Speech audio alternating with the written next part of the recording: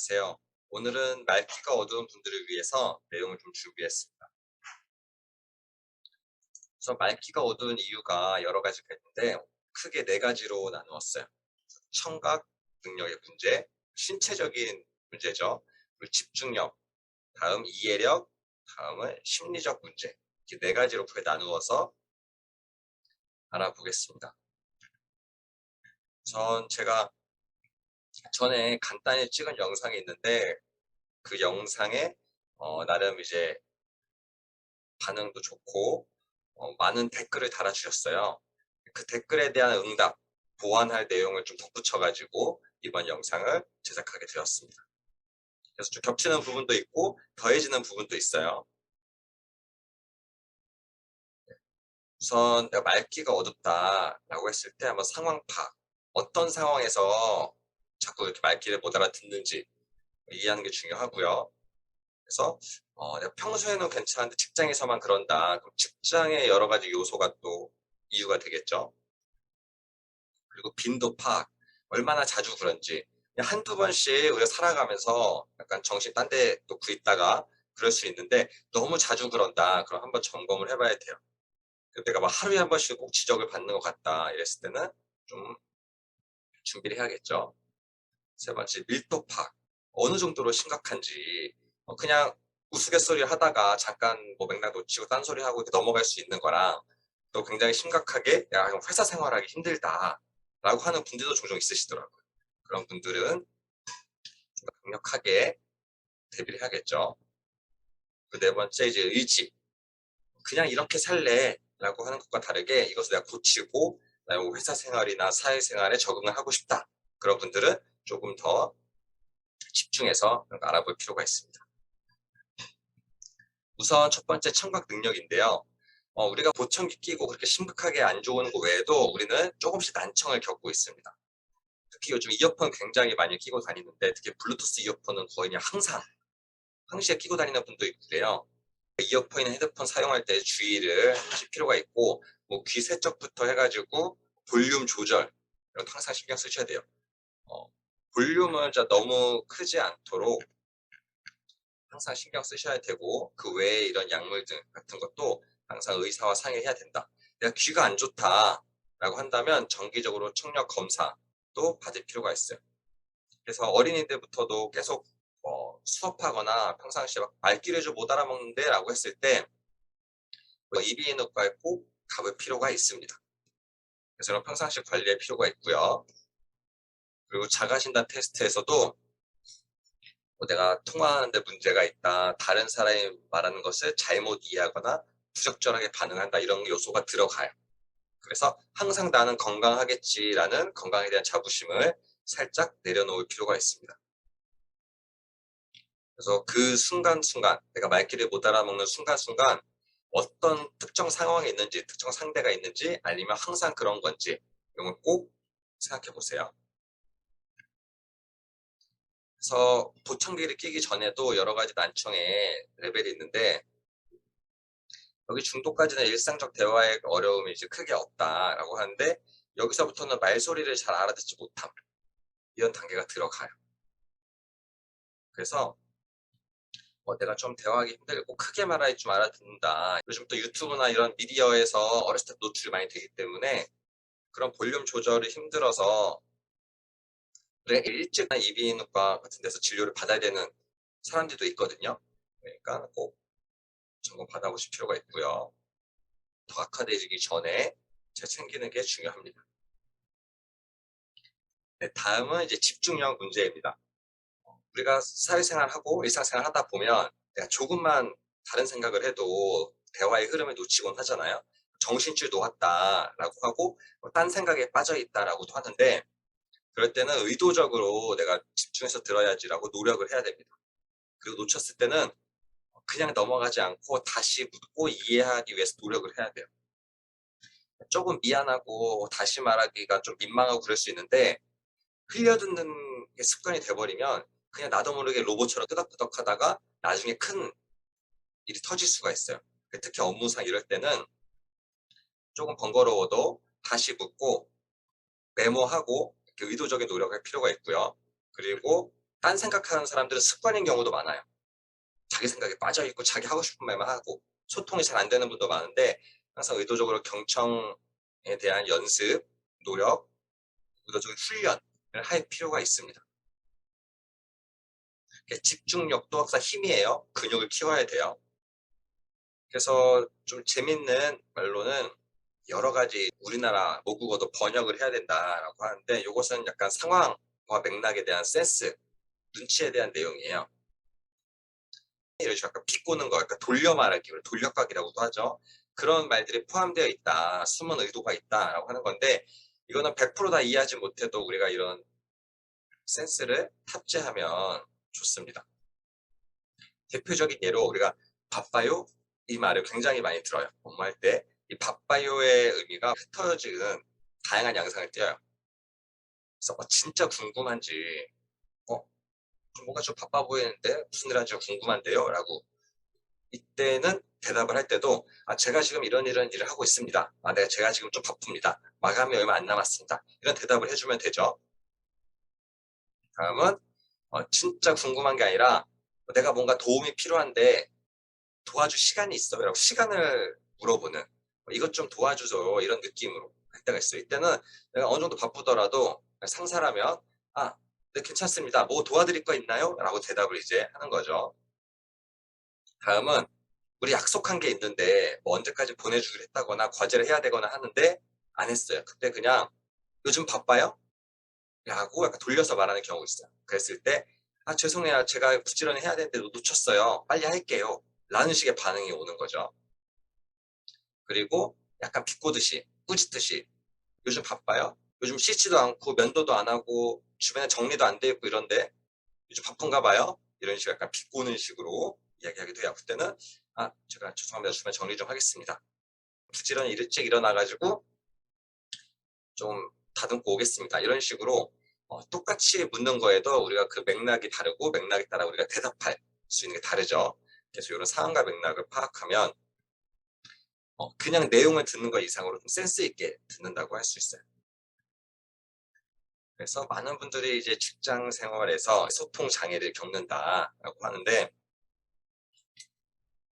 여러 가지 이유가 있어요. 복합적인 이유. 그래서 내가 조금 고생을 하고 있다면 의도적으로 녹음을 하고 다시 묻는 것도 짜증내는 분도 있고 이러잖아요. 내가 그냥 녹음하고 다시 듣고 메모하고 특히 업무 지시나 대화 패턴 같은 것도 습득하기가 좋아요. 저도 독서 토론 논문 쓰고 이럴 때는 허락받고 논문 자료를 위해서 다 녹음하고 다시 듣고 이랬는데 그때는 제가 경청했다고 생각하는데 놓치는 것들이 많이 있어요. 잘못 알아듣는 것도 있고. 그래서 내가 이런 식의 패턴으로 잘못 듣는구나. 이제 녹음하고 다시 들으면서 도움이 됐었습니다. 그래서 여러분도 한번 훈련 힘을 기르기 위해서 하시면 좋고요.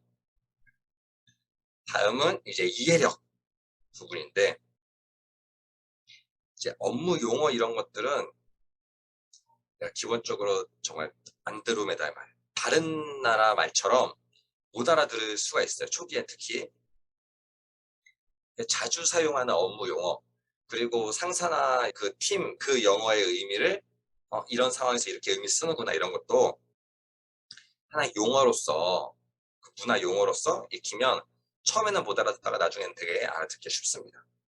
그래서 이런 배경 지식, 어휘 같은 것들 계속 기르면 좋고요. 그리고 제가 좋아하는 미생이란 만화이자 드라마에서도 이제 신입사원 장그래가 그 무역 용어를 공부하는데 이런 것들 업무 파악이 될수록 그 업무 지시나 이런 것도 더 잘 들려요. 그리고 전공 공부할 때도 처음에는 그 용어들이 되게 낯설고 이랬는데 그 용어들에 익숙해지면 교수님 수업 들을 때나 다른 강의 들고 이럴 때도 확실히 더 귀에 쏙쏙 들어옵니다. 그래서 그런 배경 지식과 어휘력 같은 걸 쌓아서 좀 공부하는 마음으로 내공을 탄탄히 하면 더 쏙쏙 들어오는 것들이 있어요. 그거는 맨발의 기봉이 영화에서도 기봉이가 말하는 걸 다른 사람 다 못 알아듣는데 할머니 다 알아들어요. 찰떡같이. 그것처럼 그 문화적인 패턴, 그 대화의 패턴, 습관, 뭐 용어 활용, 뭐 어투 이런 것들 그런 문화적인 요소들도 다 내가 공부할 요소입니다. 사람 공부, 언어 습관 공부 뭐 그렇게까지 해야 돼라고 할 수 있지만 의도하지 않아도 내가 애정이 가고 마음에 가는 사람은 어느 정도 자연스럽게 이해되는 순간들이 있거든요. 그래서 항상 내가 좀 더 이해하려는 노력, 거기에 대한 준비 같이 하면 좋습니다. 외국어 공부하고 이럴 때 팝송 같은 것도 처음에는 그냥 음만 좋아하다가도 내가 그 어휘 같은 거, 외국어, 영어 단어 같은 거 알게 되면 그 영어 단어가 좀 잘 들리고 이러잖아요. 마찬가지입니다. 좀 준비될수록 더 잘 들리는 면이 있어요. 다음 네 번째는 심리적인 문제예요. 이게 우리가 지금까지 이런 여러 요소들 다 포함해서 결국 귀결되는 것은 심리, 우리가 사람이기 때문에 마음, 감정적인 문제가 굉장히 크게 와닿습니다. 그래서 우리가 듣기 싫은 소리는 잘 안 들리고 내가 듣고 싶은 소리는 잘 들리는 경향이 있어요. 그래서 특히 아이들 같은 경우도 놀 때는 잘 놀아도 엄마의 잔소리나 선생님의 잔소리 아니면 내가 듣기 싫은 과목의 강의 같은 거 뭔가 되게 안 들리고 심리적인 문제가 굉장히 커요. 그럴 때는 마음의 문을 열 필요가 있습니다. 직장 내에서도 누군가는 대화가 잘 통하는데 누군가의 말을 못 알아듣겠다. 그럼 그 누군가를 내가 싫어하는 게 아닌가. 정말 좋은 말도 내가 싫으면 그 사람 말이 잘 안 들리거든요. 마음속으로 막 거부하고 그래요. 뭐라는 거야 이런 식으로 튕겨내기도 하고 이러는데 항상 마음의 문을 점검할 필요가 있고요. 특히 이제 직장 생활 초 신입분들은 이런 멘탈이 굉장히 중요합니다. 조금 까칠하고 갈구는 분들이 약간 지적도 하고 혼도 내고 이러면 다음부터는 약간 머리가 막 멍해지고 귀도 잘 안 들리고 그럴 때가 있어요. 그래서 우리가 쫄지 않기, 마음을 단단히 먹기 되게 중요합니다. 친구들이랑 이런 괴로움을 겪은 적이 한 번도 없는데 우리 사수 앞에서만 내가 작아진다라고 하면 그 멘탈 문제일 경우가 커요. 그럴수록 그 사람이 싫어지면 더 안 들리고 더 반발감 생기고 더 내가 주눅 들어서 더 머리가 멍해지고 더 안 들리고 다시 물어보면 또 승질내니까 다시 못 물어보겠고 이게 악순환이 되는 경우가 있거든요. 그때는 몰래 내가 녹음해놓고 스스로 그 사람의 대화 패턴이나 업무에 대한 전문성을 쌓아서 멘탈의 자존감을 같이 회복해 주는 게 중요합니다. 우선 멘탈 강화. 다음은 이렇게 말이 자꾸 다 빗나가는 거예요.